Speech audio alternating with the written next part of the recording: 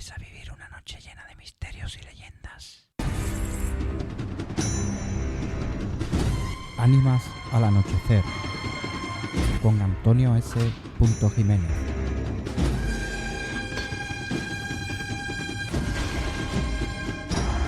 En Radio La Maestra.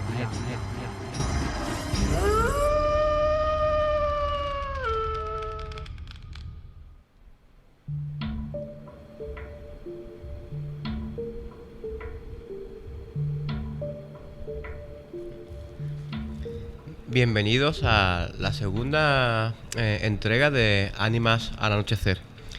En esta ocasión vamos a hablar de los milagros de Villaluenga del Rosario, un pueblecito muy interesante de la provincia de Cádiz, donde nos podemos encontrar con los milagros de la Virgen del Rosario o bien el gran milagro de San Roque, que también se encuentra allí y también se le venera allí.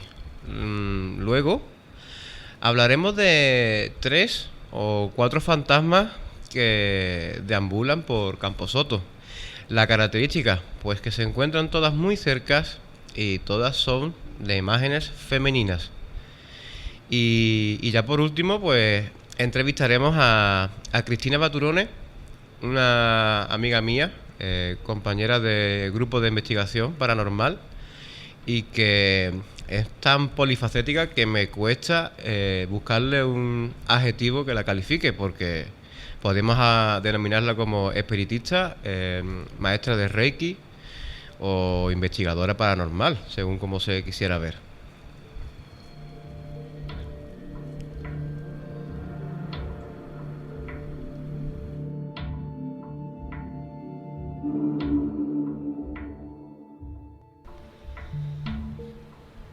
Y ahora vamos a empezar con el primer punto, los milagros de Villaluenga del Rosario.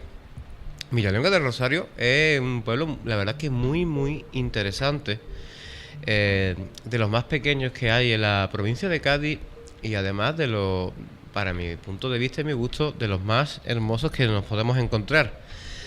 Deambulando entre archivos, estudios de compañeros y otras investigaciones, me encontré con los milagros de la Virgen del Rosario, que por cierto es copatrona de dicho pueblo.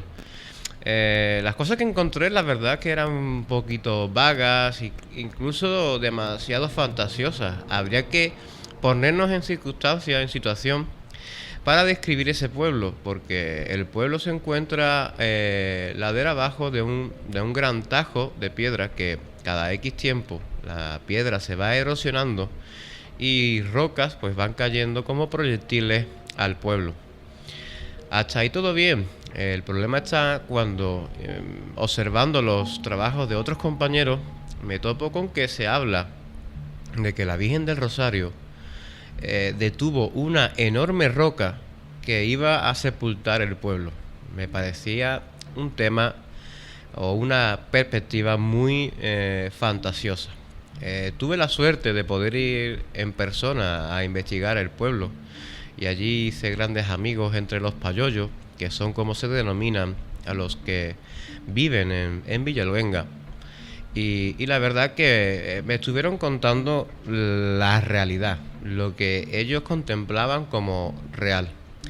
Habría que irse para atrás en el tiempo, en una noche de 1927, a las 4 de la madrugada, en la calle de Nuestra Señora del Rosario. Para los que no sepan, la calle más alta y más cercana a dicho tajo, se encontraba en ese momento en el número 12 una familia descansando. Recordemos que era las 4 de la madrugada.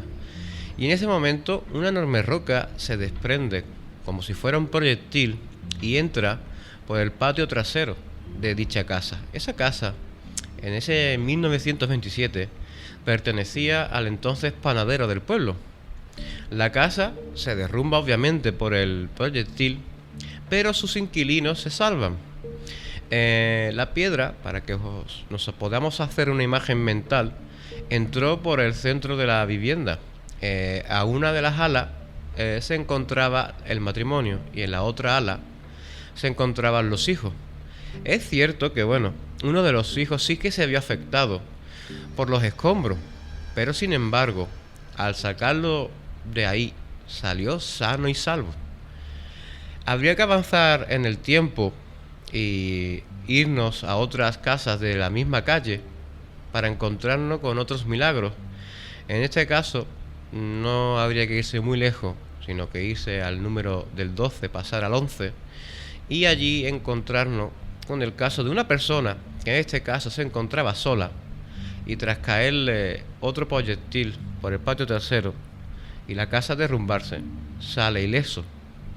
Estos casos y muchos otros que podremos estar aquí hablando se consideran milagros, o los payollos así lo consideran. Desde mi punto de vista, yo también lo veo así. La verdad que se caiga un gran trozo de piedra a tu casa y nadie salga dañado es cuanto menos un milagro. Sobre todo porque, como siempre digo, hay dos lados en la balanza y hay otras historias más tristes, no tan alegres como esta, donde sí que las piedras han caído y ha habido que lamentar ciertos sacrificios humanos, donde padres o familiares mayores han tenido que hacer de las suyas para poder salvar a otros menores que estaban siendo amenazados por esas piedras al caer, y para salvarlos pues hicieron lo que estaba en su mano, que era entregar su propia vida.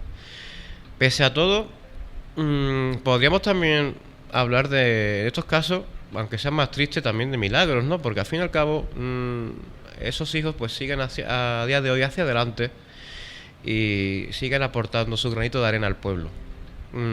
Es muy interesante porque he analizado muchísimos casos de milagros, algunos muy fantásticos y en este caso más realistas. Y la verdad, cuando estuve allí y hablé con estos testimonios, estos testigos, sí que te da esa sensación de que quizá aquí la Virgen, la Virgen del Rosario, para nombrarla en propiedad, sí que pudo haber interactuado y haber hecho esa ayuda a estas personas que creen en ella.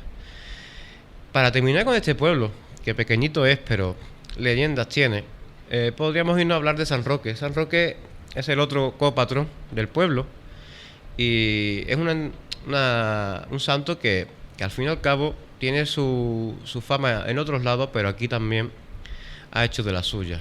Habría que irnos esta vez muchísimo más para atrás en el tiempo, en 1834, cuando la Sierra de Cádiz sufría una pandemia, en este caso el cólera.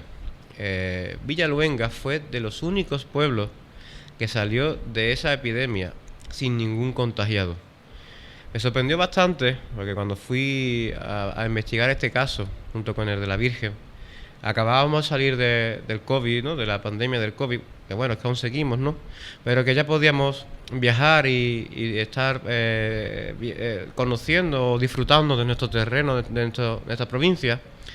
Y en este caso era ya el año 2020, el año pasado, y le estaban rezando, o sea, abrieron la única iglesia del pueblo para poder rezar a San Roque para que les protegiera del COVID-19. Y en este caso, a día de hoy incluso, que sigo manteniendo mis amistades de allí, siguen sin ningún caso de COVID-19 en el pueblo.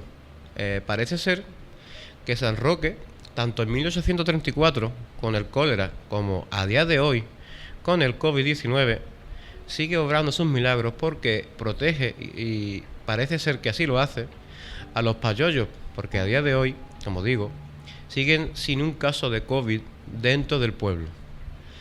Puede que sea el buen hacer de su gente, el misticismo que ese pueblo tiene al ser tan pequeñito y estar ahí escondido en la Sierra Gaditana, o quizás sí que se encuentre protegido por dos divinidades, la Virgen y San Roque, que hace de ese lugar, aparte de por sus vistas, un pequeño paraíso en la tierra.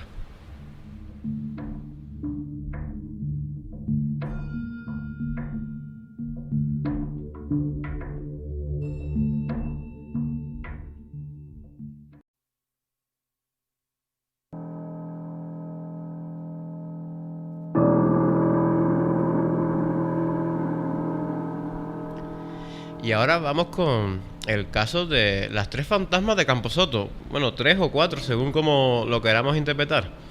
Es algo muy curioso porque cuando te pones a investigar de una misma ciudad, San Fernando, como es mi caso, empiezas a entrevistar a bastantes personas que por suerte tengo la oportunidad de poder hablar con ellas, y empiezas a buscar información por todas partes. Te acabas encontrando con una gran cantidad de entidades y, por cierto, y da la casualidad que nos encontramos con 3 niñas, 2 niñas y un adolescente, si vamos a ser un poquito más quisquillosos, todas ubicadas en una misma zona, que es la zona de Camposoto. Es muy curioso porque todas tienen sus propios orígenes y después también los testimonios que han conseguido verlas e incluso, como vamos a poner más adelante, escucharlas. Vamos a empezar con la más activa o con la que más pruebas poseo, que es la niña del cerro. Es curioso su origen. El origen, según cuenta personas que viven alrededor del cerro de los Mártires, nos encontramos con una niña que se dice que vivía durante la época del franquismo y que en el cerro encontró su final a manos de 2 hombres que la acabaron asesinando. También hay personas que incluso la enlazan o creen que puede tener cierto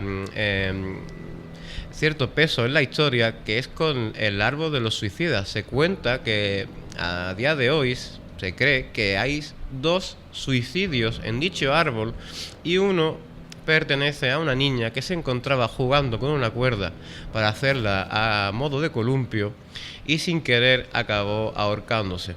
No obstante, y como hemos podido ver mientras promocionábamos el programa, la fotografía que se posee, se encuentra la niña o se aparece al lado de la ermita del cerro, que está arriba. Y como esa, pues puedo decir que existen como 3 fotografías. Además, la psicofonía que ahora vamos a poner fue captada también en esa zona y escuchamos cómo dice su nombre. ¿Cómo te llamas?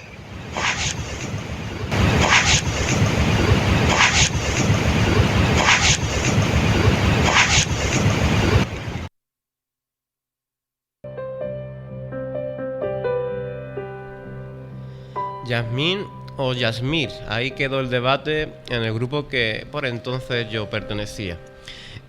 Podría ser Yasmín o podría ser otra entidad que también se esté manifestando con nosotros. Hay que decir que el cerro es un punto de San Fernando muy activo y con muchas leyendas paranormales, y aparte es uno de los puntos donde muchos isleños o isleñas van allí a soltar las cenizas de sus seres queridos que han partido a la otra vida. Cambiando un poco de tercio y yéndonos a la Huerta de Asunción, que para el que no lo sepa, nos encontramos por el lado opuesto del cerro, en este caso por la carretera de Camposoto, para acceder a la entrada principal del cuartel de los militares que hay en Camposoto. En esta Huerta de Asunción, que a día de hoy lo que queda prácticamente en pie es un arco de acceso, se encuentra ubicado en una curva de dicha carretera de Camposoto. En este caso, el origen de esta niña fantasma se dice que tenía unos 9 años porque iba para celebrar su comunión, es más, se aparece vestida de comunión, y en esa curva tuvo un accidente y perdió la vida. En este caso es muy interesante porque las apariciones o el origen de dicho fantasma está justamente enfrente, en las casas unifamiliares que se construyeron allí de nueva construcción en esas calles privadas. Los niños, que son los que suelen tener más don para ver esos elementos paranormales, son los que empezaron a hablar de la niña. Niños, independientemente, en sus casas hablaban con sus padres y decían que había una niña nueva en el barrio que quería jugar con ellos, y les contaba que esa niña iba vestida de comunión y que falleció cerca de allí, en la curva cerca de donde ellos vivían. Estos padres pensaban que quizá era un juego o imaginación de sus hijos, pero en dicha urbanización tienen la costumbre, o tenían la costumbre, en verano de celebrar ciertas barbacoas donde los vecinos, pues cada uno aportaba lo que pudiera y pasaban un buen rato.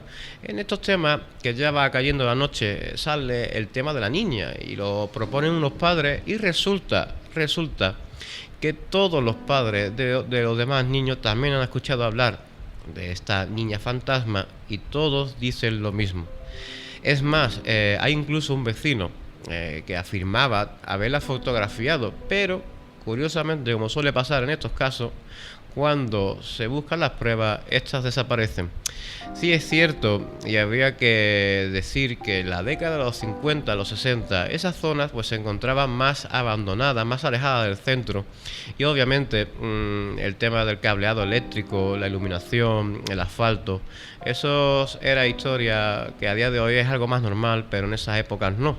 Entonces había que decir que también se hablaba de un fantasma de un encapuchado, cosa que podría haber sido o haber tenido su origen en los hombres o las personas que caminaban por allí, ya sea por tema de trabajo o porque vivían allí, y cuando caía la lluvia se resguardaban en la Huerta de la Asunción, porque tras ese arco que a día de hoy vemos, hay unos cuantos bancos donde las personas, cuando caía la lluvia, se escondían o resguardaban de ella, y obviamente lo hacían con su capucha puesta, y esto generaba entre los jóvenes de la época una leyenda de dichos fantasmas encapuchados, que al fin y al cabo eran los hombres que trabajaban en las huertas o vivían por allí. La niña podría ser el mismo caso, o quizá un arquetipo que se repite. Lo curioso de todo esto es el origen, donde esos niños que sin quererlo y comerlo se han encontrado envueltos en el origen de dicho fantasma. Y ya para cambiar también otra vez de tercio, pero no yéndonos muy lejos, nos encontramos al adolescente fantasma del Huerto del Obispo. En este caso, de la Huerta de la Asunción a la Huerta del Obispo no hay mucha diferencia, porque ambas se encuentran muy cerca, y al mismo tiempo estas dos también están muy cerca de la niña del Cerro de los Mártires. En este caso, la Huerta del Obispo, para el que no lo sepa, se encuentra ubicado justamente al lado del acceso a los militares de Camposoto, siempre que cojamos por la carretera que va directamente a la playa, y que a su derecha tiene lo que es el carril bici. En este caso nos encontramos con una huerta que ya a día de hoy lo único que queda en pie es ese edificio que en su día hizo de residencia para estos obispos que buscaban ya el retiro en sus últimos días de vida y se dedicaban al campo y a otros quehaceres más tranquilos. El origen de esta niña pues es un poquito desconocido, ya que no se sabe exactamente qué hace allí esta adolescente ni por qué se aparece allí. Lo que sí es curioso son los muchos encuentros que grupos, ya sea de aficionados o de curiosos, han tenido con ella, ya que en los 90 o inicios de 2000 había un grupo de adolescentes muy aficionados al mundo de la parapsicología que decidieron una noche colarse en estos terrenos y grabar con una videocámara antigua a ver si captaban a la posible adolescente. En este caso, a través de las ventanas, una vez que se encontraban dentro de ese edificio en ruina, la consiguieron ver. Tanto es así que se vieron amenazados por ella, sentían esas malas vibraciones y decidieron huir. El cámara iba al último y pudo grabar con ella cómo la adolescente les acechaba y les intentaba agarrar. Por desgracia, cuando estas personas o estos adolescentes decidieron irse a dormir y al día siguiente revisar la grabación se encontraba borrada. Misteriosamente se desconoce quién la hizo, por qué la borraron y lo que se pudo haber grabado dentro de esa videocámara. Quizá hubiera sido un material muy bueno para darle un poquito más de significado a esta adolescente. Es cierto que en ese sitio han ido muchas personas, tanto a beber, a esconderse allí y a hacer sus cosas, y sí que ha habido gente que ha tenido que irse de allí corriendo porque se sentían observados y decían haber visto a la adolescente acechando a través de una ventana o a la vuelta de la esquina.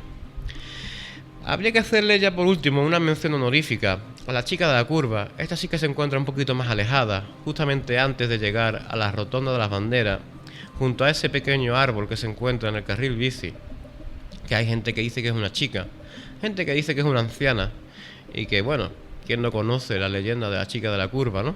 Pues resulta que San Fernando, pues también tenemos una. Es curioso como estas 3 o 4 fantasmas se encuentran en Camposoto junto con otras entidades que quizás le den cierta vidilla a las personas que viven por allí o a los curiosos que quedan y simplemente a observarlo. Sí que advierto un poco a cualquier curioso que me esté escuchando y que quiera ir a fotografiar o a grabar a estas 3 o 4 fantasmas, que tenga cuidado. No vaya a ser que al final la chica de la curva acabe en tu casa.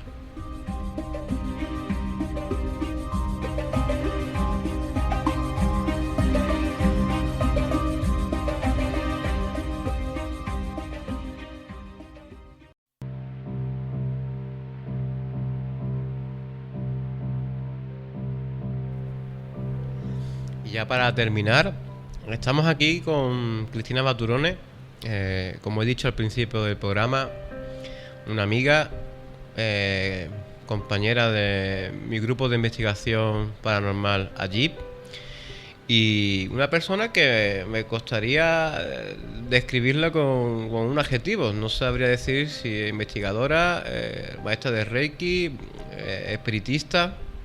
Dejemos que ella nos diga. Bueno, principalmente soy maestra de Reiki, es como yo me inicio en todo este mundo, aunque como la mayoría de las personas que estamos dentro un poco del mundo de lo paranormal,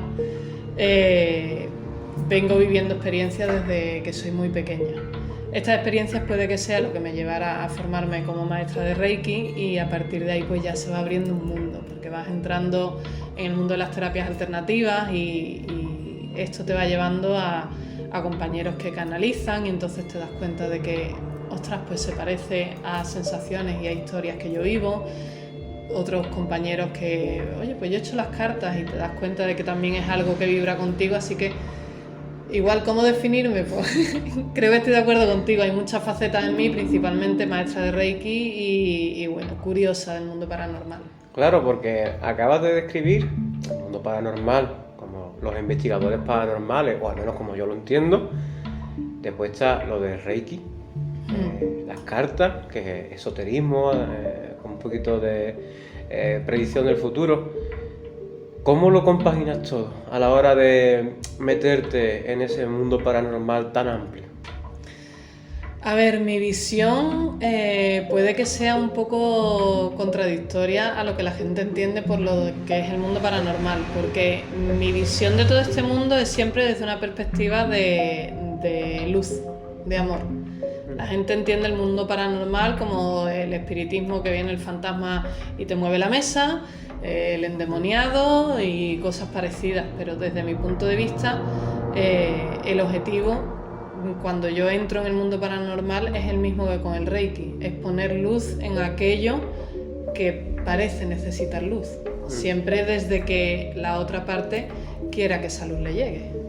Me gusta ese del término de luz, porque en el anterior programa, para los que lo escucharon y algunos a ver si se acuerda, el anterior invitado también habló de temas de luz dentro del mundo paranormal. Es más, él defiende el tema de la luz como la mejor defensa contra el bajo astral, o algo así, él lo describió. Para la gente que no lo sepa, el bajo astral siempre se interpretaría como ese otro lado, quizás no físico, que se mueven las malas energías, ¿no? Al menos ese es el término que tú utilizarías para bajo astral, esa descripción. Claro, vamos a ver, vivimos en un mundo dual, donde hay bueno, malo, arriba, abajo, blanco, negro, luz, oscuridad.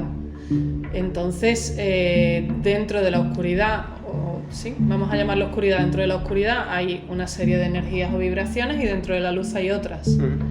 Y todo forma parte del mundo dual, que es el mundo en el que vivimos. Entonces, evidentemente, si hay una oscuridad que genera, pues no sé, vamos a hablar de emociones, ¿no? Genera tristeza o depresión o angustia, desde donde yo trabajo es desde el darle el contrapunto. Entonces, es ofrecer lo contrario, ofrecer estabilidad, ofrecer equilibrio, ofrecer alegría, que no siempre se consigue, pero bueno, la intención se pone. ¿no? De todas formas, desde que te conozco, y en este caso también hay una especie de similitud con el anterior invitado, te conocí en las rutas misteriosas y la verdad que me sorprendió la facilidad, por así decirlo, que por ejemplo sentiste en la Casa Palacio Micolta, que estuve explicándolo y tocaste lo que es la entrada. ¿Es siempre tan fácil sentir esas energías o a veces requiere de un estudio, de un trabajo previo? A ver, no siempre es fácil. Yo personalmente parto de la base de que todo el mundo tiene las mismas habilidades y las mismas oportunidades. Distinto es que las desarrolles o no. Y luego cada una de las personas venimos con ciertas especialidades más fáciles de desarrollar que otros. Por ejemplo, puede que se te dé bien la música, pero dentro de la música que seas muy bueno con el violín pero muy malo con el piano. Entiendo que con lo que es la energía, lo paranormal y demás ocurre lo mismo. Todos tenemos cierta sensibilidad, no creo que no haya nadie que no la tenga, pero hay gente que es consciente y decide trabajar y desarrollarla, y gente que trae ciertas habilidades muy innatas. Yo personalmente el tema de la sensibilidad es algo que viene un poco innato, viene de nacimiento. ¿El por qué? Pues no lo sé. Mientras yo no lo desarrolle, me da igual que la gente lo quiera hacer voluntariamente. Yo, por ejemplo, no. Me gusta la investigación siempre a través de los aparatos, más que tener que visualizarlo o sentirlo. Sí que me gusta mucho el tema de las habilidades que tú describes. ¿Qué tipo de habilidades crees tú o conoces tú que tú posees, por ejemplo, dentro de la rama de la sensibilidad, del mundo paranormal en sí, ¿no? ¿Qué ciertos dones o maestría, ¿no? Se podría decir, posees o crees que posees tú? Vale, a ver, para mí siempre esto es complejo porque soy muy poco vanidosa y entonces siempre es complejo, pero si tuviera que definir una cualidad en concreto, pues yo elegiría el canal. Soy un canal que se abre y permite recibir información. Esa información puede ser a través de, pues eso, una sensación al tocar algo, puede ser de repente una voz, un olor, o incluso la propia energía que canalizo a la hora de dar una sesión de Reiki. Entonces, canalizadora podría ser, digamos, la base de los dones con los que yo trabajo. Claro, yo que te estoy buscando a ver si te encuentro el tema de sacarte el tema de la escritura, esa escritura automática, ¿cómo la definirías tú?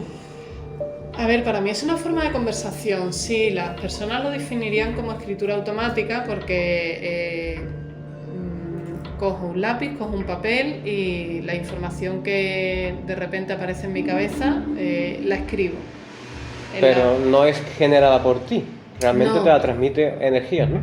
Sí, de hecho, en muchísimas ocasiones me ha ocurrido estar dormida y despertarme con una necesidad muy imperiosa de escribir. Suelo dormir con un cuaderno y un lápiz en la mesilla, porque hay veces que escribe y no puedo dormir hasta que no medio abro los ojos y escribo, y hasta que ya he terminado de escribir, y entonces automáticamente caigo rendida, y al día siguiente cuando lo leo digo, vale, esto era. Pero no siempre soy consciente de lo que estoy escribiendo, aunque en ocasiones sí, porque en ocasiones, como te digo, es una conversación como tú y yo estamos hablando ahora, pero la entidad, por lo que sea, no puede comunicarse como tú y yo. Y entonces pues lo transmite. Volvemos a lo mismo, usa el canal, me usa a mí para escribir. Vale, entonces el tema de la escritura a mí me llamó mucho la atención, porque fuiste de las primeras personas vivas que me han hablado de esto, porque realmente los orígenes de la escritura automática nos tendríamos que ir para atrás muchísimo en el tiempo y encontrarnos con Allan Kardec, que es el padre del espiritualismo, que es realmente una de las ramas o descripciones que siempre asocio contigo. Además te tengo puesto Cristina espiritualista. Me gustaría saber tu opinión al respecto del padre del espiritualismo, de Allan Kardec. A ver, es que a mí me cuesta mucho opinar de la gente, volvemos a lo mismo, yo y mi poca vanidad. Sincera y honestamente, yo todas estas personas que en algún momento han iniciado algo son dignas de admirar. Concretamente él, por supuesto. ¿Por qué? Porque fueron pioneros. Se metieron en un mundo donde sabían que podían ser criticados, donde sabían que iban a ser tachados de locos y aún así lo hicieron y nos abrieron la puerta y hoy en día más a que cuando se hablase de estas cosas ya no fuera una cosa de 4 locos, sino bueno, una habilidad, como tú has dicho, que algunas personas tienen y que está ahí a disposición de todo el mundo gracias a que alguien abrió la puerta en ese momento. Sí, además animo a la gente que nos esté escuchando que hay una película, si no me equivoco, que está en Netflix, recoge la vida de este hombre y pasa de ser un matemático muy respetado a jugarse su futuro, su reputación por defender el tema de las mesas redondas y el tema del espiritualismo, porque si hoy en día está mal visto, habría que imaginarse en esa época, ¿no? Siglo XVIII, por ahí, cómo estaba el mundo tan radicalizado, que hoy en día se está volviendo a esos extremos, pero sin comparación con el siglo XVIII, ¿no? A día de hoy, si nos fuéramos tú y yo para atrás en el tiempo, estaríamos condenados por la iglesia, seguro. En la hoguera. Bueno, otra cosa que también me gusta mucho preguntar, ya para acabar un poquito la rama de la historia, ¿no? del espiritualismo, es verdad que no todos fueron cosas positivas, también hay que reconocer ciertas personas que ya no solamente cayeron en la crítica por lo que hicieron, sino por lo que al final confesaron. ¿Crees que, por ejemplo, el caso de las hermanas Fox, Katie y Maggie, dañó mucho el tema del espiritualismo tal y como lo conocemos hoy en día, o no tuvo nada que ver, es un caso aislado? El problema es que hay tanto daño por tantos frentes que elegir uno es difícil. Yo siempre culpo mucho a Hollywood de todo el misticismo negativo que tiene este mundo, porque hay mucha belleza en todo lo paranormal y puede haber, como he dicho antes, mucha luz, pero siempre hay pues bueno, esos contrapuntos que joroban un poco lo bonito que tiene este mundo. Para el que no lo sepa, el tema de las hermanas Fox fue que se acabaron confesando, si me equivoco me lo corrige, Cristina, acabaron confesando que todas las habilidades, todos los contactos que hicieron con el más allá al final fueron mentiras, era pura ficción. Desde mi punto de vista, yo he sido muy crítico y soy muy crítico en el mundo paranormal, pese a que lo investigo, pero hay ciertas cosas en las investigaciones paranormales, ciertas reacciones que quizás a día de hoy no tienen una explicación racional o científica, que me hace dudar si realmente hay algo más allá del plano físico. Pienso y creo que tú opinas que sí, ¿no? Que realmente existe algo más allá que esto, ¿no? Yo siento que sí, o tal vez quiero sentir que sí. La realidad es que yo muchas veces también dudo de mi trabajo.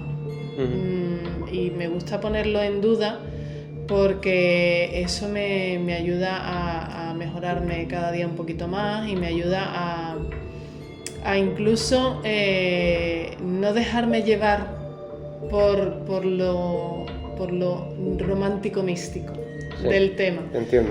Y de hecho procuro, cuando hago un trabajo a lo mejor un poco más fuerte, procuro siempre que alguien ajeno al trabajo corrobore lo que estamos experimentando, lo que estamos viviendo, para que no sea mi mente la que está ahí. Claro.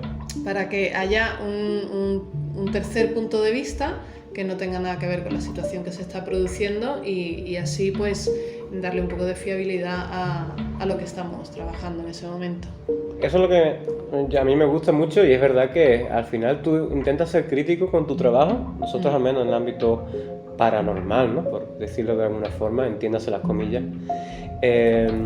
Y pese a ser crítico, la crítica racional, los que no creen van a seguir criticándote y ya luego los compañeros incluso pueden llegar a mosquearse y al final te ves un poquito como en medio, ¿no? En tierra de nadie.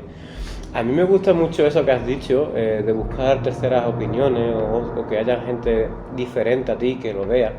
Porque sí que es cierto que uno de los pilares en lo que se basa el mundo paranormal es en el campo multidisciplinar, ¿no? Que haya diferentes profesiones dentro del equipo. Tengo que decir, que se me ha olvidado decirlo al principio, que eres parte de AGIP, de mi grupo de investigación. ¿Qué crees tú que el espiritualismo o el tema de lo que tú trabajas en el Reiki y tal y cual, qué puede aportar a una investigación paranormal? ¿Cuál sería tu campo, ¿no? O tu especialización dentro de esa investigación paranormal? Imaginándote, por ejemplo, que fuéramos a investigar las Salinas Dolores. Ok. Me voy a poner en situación.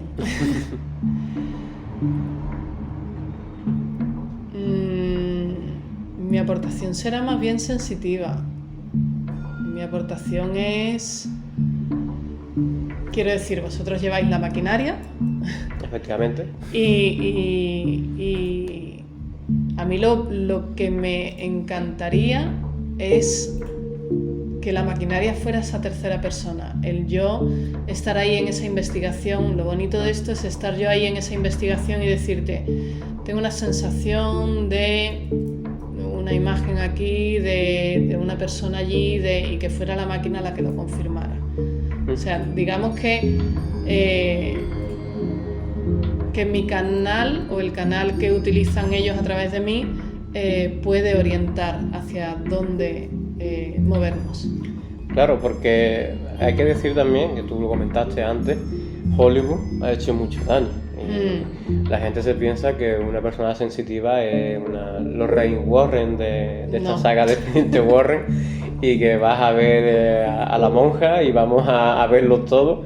Es verdad que el mundo de los sensitivos es tremendo porque a los que no lo somos, y como digo, espero no serlo nunca, es algo que a mí menos me atrae muchísimo porque veo a la otra persona ver algo y estar padeciéndolo en sus carnes y sin embargo yo no ver nada. O sea, lo que tengo delante es mi cámara y delante de la cámara hay un vacío. Sin embargo, la otra persona está viendo la silueta o la figura o incluso a la persona tal y cual nos vemos nosotros, ¿no? Eso al fin y al cabo facilita mucho el trabajo, ¿no? O sea, mi punto de vista es que sí, ¿no? Sí, hombre, a ver, yo gracias a Dios en pocas ocasiones he visto con mucha nitidez. Mi área es más desde las sensaciones. Entonces, para yo... A ver, es que yo creo que, por lo menos como yo lo experimento, con ellos me refiero a, no sé, entidades, espíritus, llámalo como quieras, se muestran si se quieren mostrar. Y eso es exactamente igual que dentro del mundo terrenal. O sea, si tú no tienes ganas de que te vean, te metes en tu casa. Claro. Es más, incluso la gente sensitiva dice que muchas veces no es visualizarlo, sino la emoción Efectivamente. que transmite. De hecho, lo complicado de esto es que eres sensitivo para todo. Quiero decir, hace poco he tenido una experiencia, hace un par de días, muy potente de sentir las emociones de la persona que tenía al lado. Y esa persona en ese momento estaba con mucho conflicto interno y llegué al punto de decir, deja de tocarme ahora mismo porque estaba yo entrando en el mismo estado de esa persona y claro, te lleva a su terreno. Entonces, a mí me ocurre eso con la parte paranormal también. O sea, yo si hay una persona que está contenta, aunque sea en el mundo paranormal, de repente esa euforia está dentro de mí. Lo mismo ocurre con la tristeza o con la culpa, que suele haber mucha culpa, por desgracia, entre los que ya no están aquí, ¿no? Por eso, como he dicho al principio, no te puedo catalogar solamente como espiritualista. Manejas un amplio abanico de especializaciones dentro del mundo paranormal. Y yo, como persona no sensitiva, eso lo valoro muchísimo. O sea, las personas sensitivas de mi grupo, por ejemplo, o las que he ido conociendo a lo largo de esta aventurita, como digo yo, que es el mundo paranormal, al fin y al cabo, yo lo veo como una aventura. Lo admiro bastante. O sea, jugáis con un don o una habilidad que mucha gente, y yo me incluyo, se pone en duda, porque realmente los aparatos a veces no captan nada, pero sin embargo vosotros sí estáis viendo o estáis sintiendo. ¿Eso cómo lo podrías tú describir eso? Que es un aparato que se supone que está programado para eso, que no capte nada, sin embargo tú lo estás viendo o lo estás sintiendo. La verdad es que no tiene explicación. Ese es el problema, que estas cosas no tienen explicación. Yo sí he vivido sesiones de Reiki con pacientes míos en los que en un momento determinado he tenido una necesidad imperiosa de colocar las manos en un punto concreto del cuerpo y luego a lo mejor contarme a la persona, ostras, pues tengo una lesión aquí de que me operaron hace no sé cuánto y tal y siempre me sigue jorobando. Y dices tú, bueno, ahí hay una certificación de que esta sensación es real, no es algo que yo estoy sintiendo. Entonces, cuando trabajamos con personas físicas, aunque seas sensitivo, digamos que puede haber una comprobación, pero cuando estás trabajando exclusivamente con una energía donde no hay físico, ahí es muy difícil. Ahí dejémoslo en manos de la fe, porque no puede ser de otra manera. Es que ahí está todo, ¿no? Porque al fin y al cabo es un mundo muy complicado, el mundo de la parapsicología, porque claro, la gente al fin y al cabo es muy crítica, ¿no? Y siempre buscan pruebas. Si no hay una prueba, no me lo creo. Entonces, yo entiendo y admiro vuestro trabajo porque es muy complicado tener a la gente contenta y encima hacer el trabajo bien. Quiero meterme ya en otro ámbito que quizá no te guste mucho hablarlo, pero sí que me parece muy atractivo porque fuiste la segunda persona que lo escuché. Y es el término o la teoría de la Matrix. Me gustaría empezar a desarrollar por ahí la entrevista. ¿Qué opinas de dicha teoría? Ay. Particularmente estoy muy de acuerdo con que vivimos en una Matrix, en un sueño. O sea, vivíamos en un sueño, o vivimos en un sueño, me has dicho, ¿no? Estamos viviendo un sueño. Para ti, ¿cómo lo entenderías ese sueño? Porque ya me han comentado diferentes versiones. ¿La tuya cuál sería? A ver, la mía puede que te cambie un poco la estructura de lo que has escuchado hasta ahora. La mía parte de la base de que una vez, y este concepto que voy a decir ahora puede ser muy revolucionario para mucha gente que no lo haya escuchado todavía. Una vez el Hijo de Dios soñó o se imaginó una frase, y esa frase fue ¿y si? ¿Y si me fuera de casa?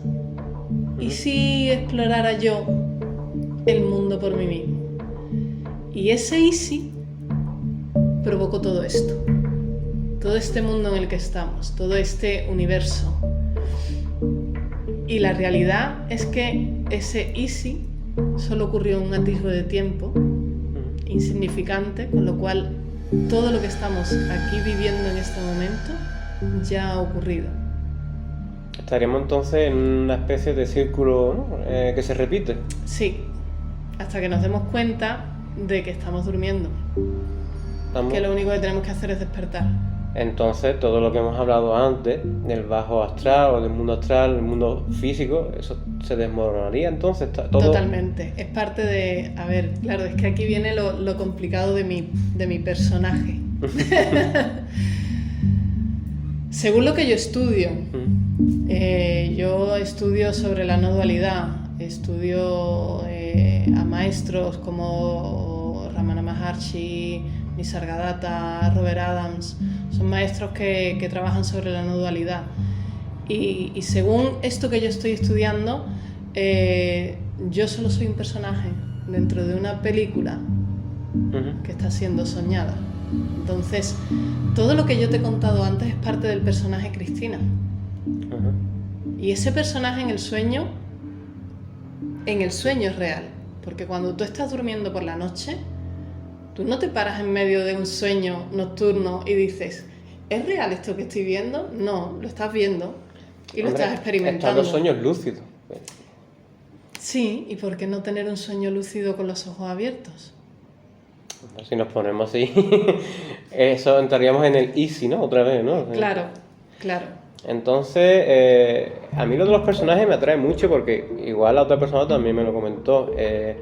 Habló de personajes reales y como una especie de personajes ficticios, pues, gente que está en tu entorno que realmente no existen, sino que son como proyecciones para confundirte. Y él decía que con el tiempo se iba averiguando qué personajes eran ficticios o no. ¿Tú también piensas en esa forma de la Matrix o eso es una especie de quizás diferentes versiones dentro de una misma teoría? No, sí, más o menos es lo mismo con distintas palabras. Al final, las proyecciones, las personas que ponemos dentro del sueño, dentro del teatro, terminan deshaciéndose. Llega un momento que no hay un tú y un yo. Llega un momento que hay un uno. Y entonces cobra sentido el que yo pueda sentir tus emociones, porque en el fondo no son tuyas, son mías, porque somos una sola persona. Claro, todos venimos de un mismo ser, ¿no? Claro, de hecho somos un único ser. Ahí entraría un poquito la filosofía cristiana, por ejemplo, ¿no? Todos somos hijos de Dios, al fin y al cabo. Sí, pero no desde el punto de vista del Cristo, y que me perdone el oyente porque yo sé que esto es complejo, no desde el punto de vista del Cristo sacrificado, sino desde el Jesús amoroso. ¿Qué diferencia hay entre uno y otro? El pecado y la culpa. Claro, el que se sacrificó, ¿no? Sí. Vale. La verdad que es muy interesante esa especie de mezcla de dogmas, ¿no? Un poquito. Porque sí que es verdad que igual la otra persona también me comentó el tema de... Mezcló un poquito también de cristianismo con su forma de ver el tema de la Matrix, ¿no? O Matrix, como... Que no hay que confundirlo con la película. No. Sí es verdad que la primera quizás os manejáis un poquito por ahí, porque sí que es verdad que al fin y al cabo todo esto se reduce un poquito también como la metáfora, ¿no? O la especie de historia de Platón y la caverna, ¿no? La caverna de Platón, ¿no? Sí. Prácticamente es lo mismo, ves sombras, siluetas, hasta que te das cuenta, lo pones en duda, sales de la caverna y ves el mundo tal y como es realmente, a través de una luz que es la luz del conocimiento, ¿no? Al fin y al cabo. Claro, realmente es lo mismo, lo que pasa es que está explicado en distintas épocas, pero claro. Es lo mismo. No, sí, al fin y al cabo, prácticamente muchas personas que manejan la filosofía o han hecho mucha filosofía a lo largo de la historia, al fin y al cabo siempre buscan la verdad absoluta y el conocimiento realmente que lo forma y cómo estructurarlo en sí. Volviendo al tema de la Matrix, te hago la misma pregunta que le hice al anterior invitado. Si lo que tú dices es así, ¿realmente ahora mismo no estamos uno enfrente del otro? No. Para ti, ¿dónde estaríamos ahora mismo? O quizás, ¿dónde estaría nuestro cuerpo físico? No hay cuerpo físico. No existe. Ese es el problema, que creemos que hay un cuerpo físico. Nos agarramos a esto porque es lo único que la mente concibe. Pero la mente ha sido creada por el ego. Y el ego viene a anclarnos al sueño. Viene a que nos apeguemos a un programa de radio, viene a que nos apeguemos a un refresco, a que nos apeguemos a nuestra pareja, a nuestros hijos, a un trabajo, para mantenernos dormidos, porque el ego solo puede vivir si nosotros estamos dormidos. Vale. Entonces cuando mi madre me diga que me echa de casa, ya no, no estoy allí realmente. No estás allí. En realidad ni está tu madre ni hay casa. Y la pareja igual, ¿no? Realmente te la puedes No cargar, existe. ¿no? Llega un momento que no existe. Entonces estás por encima de las mismas emociones, realmente, el tema de esta teoría, si se llegara al conocimiento absoluto. Claro, sí. Las personas que llegan a la iluminación, por ejemplo, uno de los que te he nombrado antes, Nisargadatta, se iluminó. Y él llegó a eso, no hay un cuerpo. Estás viniendo a escuchar unas palabras, porque él hablaba sobre todo esto, y estás viniendo a escuchar unas palabras, pero realmente no me estás escuchando a mí, no soy este cuerpo el que está hablando la esencia. Y llega cuando profundizas lo suficiente y cuando te permites abrirte lo suficiente a pesar del miedo, porque asusta, hay momentos en los que realmente experimentas eso, lo absoluto, el que no hay nada. Y luego hay momentos como lo que veníamos hablando tú y yo ahora en el coche, que te traen de nuevo a la tierra y dices tú, ostras, que no, que resulta que hoy me ha pasado esto, me ha pasado lo otro, me ha pasado... Y volvemos a eso, es el ego que te está diciendo, es que te está ocurriendo esto, tú quédate aquí conmigo, que aquí vamos a estar mejor tú y yo. Entonces, si no consigues la iluminación y una vez falleces, ¿vuelves a empezar todo el ciclo exactamente igual o te reencarnas en diferentes vidas? Bueno, ahí hay distintas creencias según el personaje. Claro. Según el personaje Cristina, me reencarnaré. Y volveré otra vez a la misma experiencia, buscando la iluminación hasta que lo consiga. Todo vuelta a lo mismo. Conoces a las mismas personas, te ocurren las mismas cosas y vuelves a revivir lo mismo. Bajo mi punto de vista dentro del sueño, sí. De hecho, muchos les va a sonar muy familiar eso de te conozco y no sé de qué. O el déjà vu, por ejemplo. Por ejemplo. Eso que dicen en la película, es un fallo en Matrix. No, es que ya has estado ahí, es que ya lo has vivido, es que todo esto ya ha pasado. Entonces, si cometes los mismos errores, no conseguiría la iluminación, ¿no? Nunca. Sí, se va puliendo, siempre se pule algo. Siempre terminamos puliendo algo. Entonces, todas las personas que pueden ir apareciendo en tu vida, las decisiones que vas tomando, quedarte con una persona, conocer a otra persona nueva, todo eso, conseguir un trabajo, mantenerlo o buscar otro, todo eso ya está escrito. Realmente no existe un destino, o el destino ya está escrito, mejor dicho, ¿no? Sí, ya está escrito. Entonces, lo que yo hago con eso es ese fluir del que todo el mundo habla, dejarte llevar, pues eso es un poco lo que yo hago, me permito. O sea, me creo que estoy eligiendo, pero en el fondo es algo que ya está previsto que ocurra así. Ahí está la diferencia, porque yo no acepto esta teoría, porque, a ver, yo por ejemplo en mi caso, pienso que sí puedo elegir, que no me siento guiado como un corderito por un camino. Esa es la diferencia que tengo yo, que la respeto. Y la verdad que me apasiona bastante, porque a la vista está que los dos primeros que habéis venido a hablar estáis metidos, opináis lo mismo, os gusta el tema de la teoría de Matrix y pensáis que eso es vuestro camino, y lo respeto totalmente, pero en mi punto de vista yo pienso que soy libre para elegir. Ante este pensamiento, ¿tú qué me dirías? Plan de basta un poco. A ver, es lo que te he dicho, yo muchas veces estoy tan aquí, tan en la tierra, que también creo que estoy eligiendo y elijo, ¿no? Y en el fondo me doy cuenta de que, verás, cuando insisto mucho en algo que no sale, me doy cuenta de que me he equivocado, de que he querido decidir yo algo que no estaba previsto que ocurriese. Claro, pero me sigue costando aceptar dicha idea, porque por ejemplo conozco otros dones tuyos, por así decirlo, o como tú has dicho antes, tu faceta de canalizador. Ujú. Si realmente todos partimos de un mismo ente, de una misma persona, los pensamientos que te llegan a tu mente, que tú transmites a través de la escritura, son pensamientos tuyos realmente. Entonces no habría un ente externo a ti, ¿no? Realmente. Claro, en el fondo es todo yo. Claro, a mí como investigador como digo yo, se me cae el chiringuito. Entonces viene para abajo porque al final nos estamos investigando nosotros mismos, ¿no? Realmente los fantasmas de Dolores al final somos nosotros, ¿no? O parte de nosotros, ¿no? En cierto modo sí, proyecciones nuestras, parte de nosotros que nosotros no somos capaces de ver desde dentro y las ponemos fuera. Pero eso no le quita magia. Quiero decir, El romanticismo, ¿no? Vamos a hablar. claro, al contrario, incluso puede que hasta se la asume. O sea, imagínate qué ser soy o somos que estoy colocando delante de mí una proyección de algo que solo se puede sentir para decirme algo que yo no soy capaz de escuchar dentro de mí mismo. Hombre, visto así. Entonces las psicofonías son voces nuestras.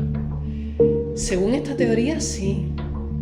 Pero mira, ¿sabes qué es lo bonito de esta teoría? Que ninguno de los maestros que la enseña te dice que la tengas que seguir al pie de la letra. Y ninguno de los maestros que la enseña te dice que tengas que creértela. Solo que la experimentes. A mí hubo un caso que tú me contaste de una maestra tuya que estaba buscándote a ver si lo soltabas un poquito porque estamos en una radio donde estamos. Esa maestra tuya que llegó a hablar con Jesús, ¿no? Me comentaste. Hubo ahí una especie de persona que tú estabas leyendo. Si quieres hablarlo, ¿eh? Antes de acabar me gustaría que terminaras con esas enseñanzas que me comentaste. Si quieres, ¿eh? Si no... Sí, te refieres a cuando me estuvieron dando a mí la sesión y... Leíste a una persona que decía que había estado siguiendo las enseñanzas, que al final decía de los pensamientos de Jesús, que sabía comunicar con ella. Ah, sí, claro. Sí. Bueno, realmente no es maestra mía. A ver, es una maestra que yo... No es una maestra. Verás, todo esto de lo que yo te estoy hablando parte de un libro que se llama Un curso de milagros. ¿Vale? Es donde yo inicio mi andadura en la no dualidad. Este curso de milagros es un libro tremendamente gordo y complejo, que es canalizado por una psiquiatra estadounidense totalmente atea, que empieza a escuchar voces en su cabeza, por explicarlo así de manera banal y rápido, ¿vale? Y estas voces le dicen: hola, soy Jesús, ¿vale? Es un poco más compleja la historia, pero para que la gente lo entienda rapidito. Entonces dice: ya está, me volví loca, soy una psiquiatra loca. Y empieza a contrastar esa información que ella está recibiendo con compañeros y demás, y ya te digo, la investigación y la historia es un poquito más larga, pero llega a la conclusión de que sí, de que está canalizando la voz de Jesús y le está explicando que estamos en un mundo que no es real, donde todo lo que está experimentando es producto de un sueño loco, ¿vale? Ahí es donde empieza, digamos, mi estudio de qué es esto que tengo aquí delante. ¿Esto es real? ¿No es real? Y de ahí pues voy llegando al resto de maestros que he nombrado antes. Y cada vez hay más personas a nivel mundial que estudian este libro. Es un libro de estudios. ¿Cómo se llamaba para la gente que quiera? Curso de milagros. Un curso de milagros, sí, se estudia en grupo. Yo concretamente coordino un grupo aquí en San Fernando, que actualmente por la situación que nos acontece, pues prácticamente el 100% de las reuniones las hacemos online, pero tenemos un grupo de estudio que se reúne los viernes vía Zoom, y juntos vamos desgranando un poco todo lo que es este libro, todo lo que es la no dualidad, el sueño, la Matrix, para el que lo quiera entender así. Pero ya os digo que es una cosa que se trabaja a nivel mundial. Incluso yo estoy también en otro grupo que funcionamos online, porque hay gente de otros países, de Sudamérica y tal, y también llevamos un tiempo trabajándolo ahí. Es increíble el movimiento. Para que quiera saber más, ya lo sabes. Yo, después de haber conocido a Cristina, puedo decir que cada vez que charlo con ella aprendo algo nuevo. Ya por último, la última pregunta que siempre hago a los invitados, ¿cuál es tu momento más duro, más heavy, más impactante en el mundo paranormal? Tu anécdota más curiosa. ¿Qué puedes decirnos? Sé que es algo complicado en tu caso. Jolín. A mí me contaste una que casi me mata. Sí, lo que pasa que bueno, Si quieres contarla y compartirla. es que esa... Bueno, o otra más suave, que quizás pueda conocer la gente. ¿Alguna investigación quizás que hayas hecho paranormal? Vale, déjame que... Es que la que tú y yo sabemos implica a personas de mi vida, Claro. de mi vida Bien mujer. privada y es un poco intensa y no, porque no. Esa, el que la quiera saber, que venga y en privado a lo mejor se la cuento, pero no puede implicar Por supuesto. a la vida privada de otras personas de mi entorno. Déjame que encuentre alguna... Dame unos segundos. Esto me lo tenías que haber dicho antes.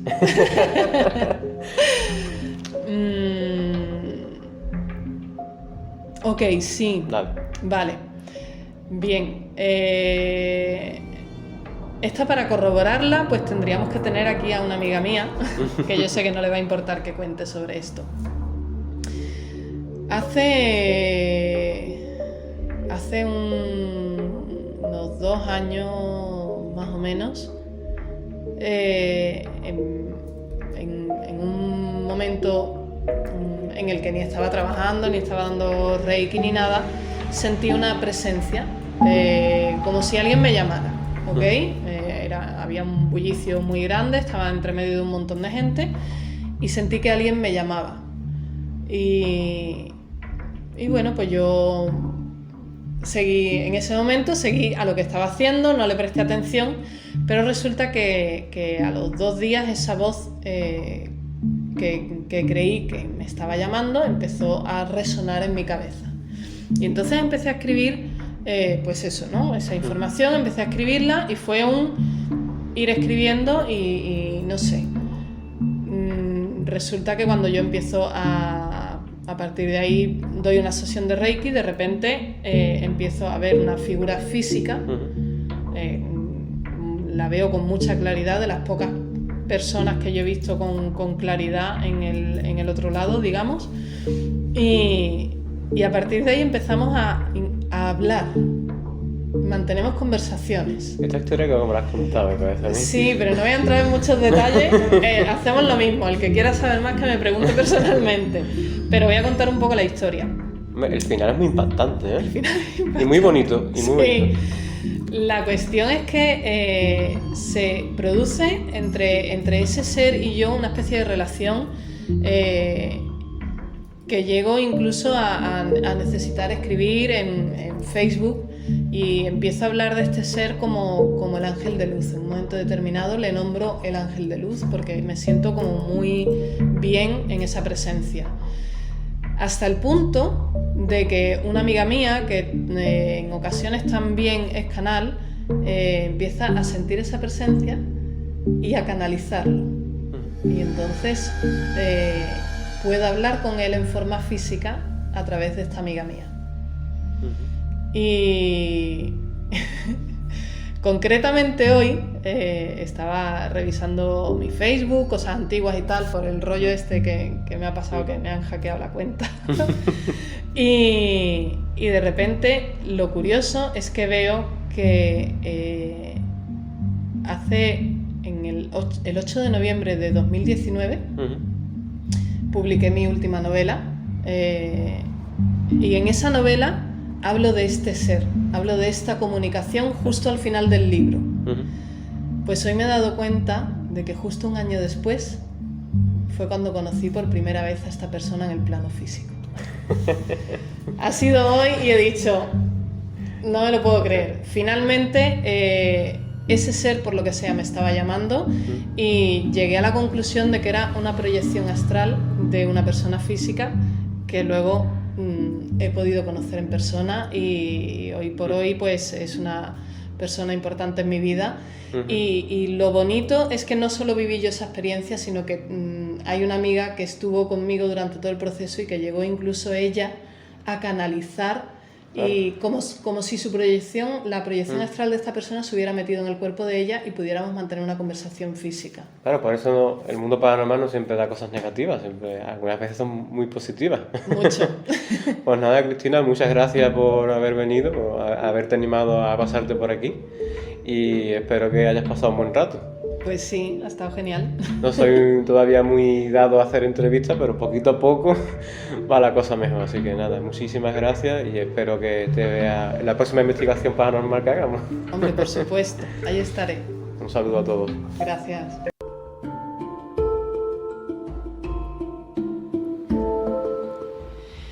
Y ya se acaba el segundo programa de Ánimas al Anochecer. Quiero dar las gracias a Cristina por haber venido a que pudiéramos escucharla en sus opiniones al respecto del mundo paranormal.